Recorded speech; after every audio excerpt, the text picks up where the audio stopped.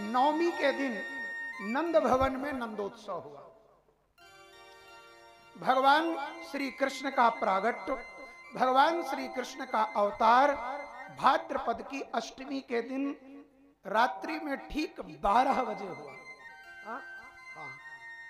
भगवान ने जो समय निश्चित किया उसके पीछे रहस्य है। भगवान जो कुछ भी करते हैं कुछ ना कुछ रहस्य छिपा होता है। भाद्रपद का महीना ही भगवान ने इसलिए निश्चित किया, वैसे तो 12 महीने हैं, 12 महीने में भगवान के बनाए ये सारे जितने महीने हैं सब शुभ हैं और धर्म कर्म के लिए तो जब चाहो जब मन में इच्छा जगे करो। पर भाद्रपद की जब बात आती है तो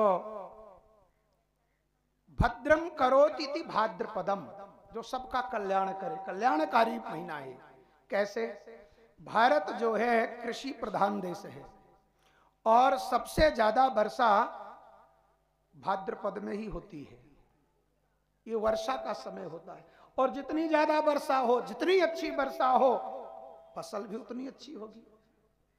तो भगवान भाद्रपद में आकर के ये बताना चाहते हैं कि जैसे भाद्रपद की वर्षा भूमि को हरा भरा कर देती है, वैसे मेरा प्रागट्य, मेरा अवतार भक्तों को आनंद रूपी, प्रसन्नता रूपी,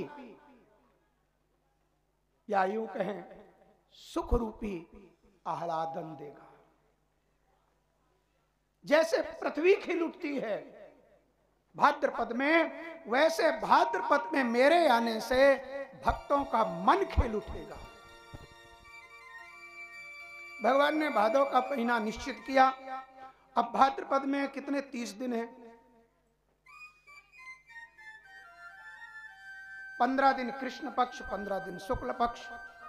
तो मेरे गोविंद ने भाद्रपद का कृष्ण पक्ष निश्चित किया है, इसलिए क्योंकि मुझे कृष्ण बनकर जाना है तो कृष्ण पक्ष ठीक होगा। दूसरा कारण यह है कि अगर मैं शुक्ल पक्ष में आ गया और कारागार में हमारा जन्म होगा, अवतार होगा, और जाना कहाँ है? नंद भवन। उजियारी रात होगी तो सबको पता नहीं चल जाएगा, तो चोरी चोरी चुपके चुपके हमें मथुरा से गोकुल जाना है, तो ये अंधेरी वाली रात ठीक होगी, तो कृष्ण पक्ष में जाएंगे। अच्छा, अब कृष्ण पक्ष तो हो गया, लेकिन कृष्ण पक्ष में भी 15 दिन है, 15 तिथियां हैं। किस तिथि में जाएं? तो भगवान ने अष्टमी की तिथि को निश्चित किया। क्यों? 15 तिथि हैं प्रतिपदा से अमावस्या पर्यंत, इसमें अष्टमी बीच की तिथि है। 7 दिन निकल गए सप्तमी तक, और अष्टमी के बाद जो नवमी आएगी, नवमी से अमावस्या तक 7 दिन बाकी है। 7 दिन इस पक्ष के बाकी हैं, 7 दिन निकल गए, ये बीच की तिथि है। भगवान ये संकेत दे रहे हैं कि इस समय जब मैं अवतरित हो रहा हूं तो इस संसार में एक तरफ आसुरी सेना है, जरासंध जैसे लोग हैं, कंस जैसे लोग हैं, चाणूर मुष्टिक जैसे लोग हैं, और एक तरफ वसुदेव जैसे, नंद बाबा जैसे लोग हैं, भक्त हैं। तो एक तरफ भक्त और एक तरफ आसुरी व्यक्ति के लोग, उनके बीच में मैं प्रकट हो रहा हूं, अवतरित हो रहा हूं। जैसे अष्टमी तिथि बीच की तिथि है, ऐसे ही मैं बीचों बीच प्रकट हो रहा हूं, दोनों के बीच में।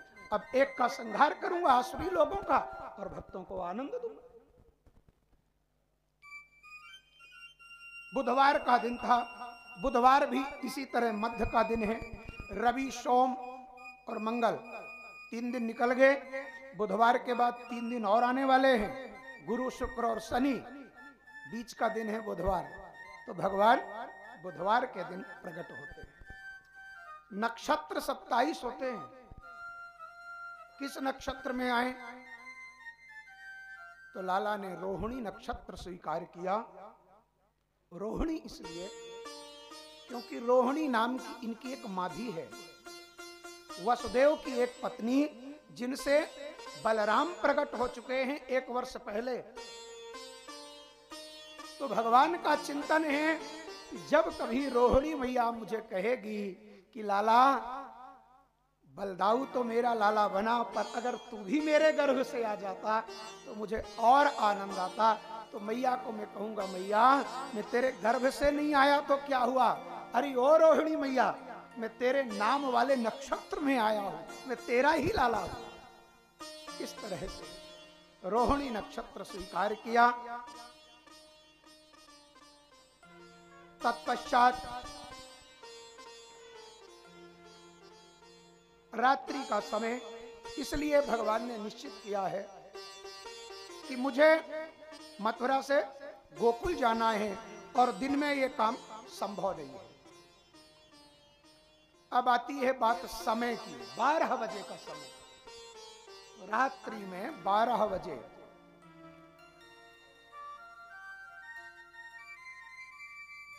कृष्ण पक्ष की जो अष्टमी होती है ना, उस दिन ठीक 12 बजे ही आसमान में चंद्रमा के उदित होने का समय होता है।